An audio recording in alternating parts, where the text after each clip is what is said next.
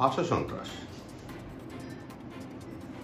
কোনো সুস্থ রুচিশীল একজন নাগরিকের থেকেও এই ধরনের ভাষা প্রত্যাশা করা যায় না। আর উনি একজন নির্বাচিত জনপ্রতিনিধি, এতবারের সাংসদ হয়ে গেল, আবার আইনজীবী। উনি যেটা করছেন এটা পরিবেশ দূষণ করছেন। এই সমস্ত বক্তব্যের কোনো প্রতিষ্ঠা, কোনো আলোচনা করতে জনগণের খুব একটা আগ্রহ নেই।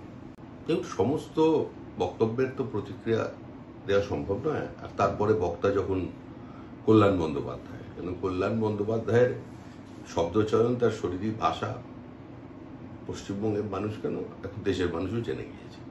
তবে এটুকু বলতে পারি, সামনের বছর দুর্গাপুজো করার বা কোনো কমিটিতে থাকার সুযোগ তার কাছে থাকবে না। দেখুন, এই মুহূর্তে তৃণমূল কংগ্রেসকে মানুষ যেভাবে নিয়েছে বা নিচ্ছে, তাহলে তৃণমূল কংগ্রেসের কে পদ পেল আর কে পেল না এটা নিয়ে জনমনের খুব একটা আগ্রহ নেই। আর ওদের পারিবারিক টানাপোড়েন, সেটা নিয়ে মানুষের চিন্তাভাবনা থাকবে কেন? পশ্চিমবঙ্গের মানুষের একটা নির্দিষ্ট রুচি আছে, এগুলো যা চলেছে এটা হাস্যস্কর বিষয়। এ নিয়ে সংবাদ মাধ্যম একটু সন্ধ্যাবেলায় রাজনৈতিক রূপচর্চা করতে পারে, তার বেশি কিছু নয়।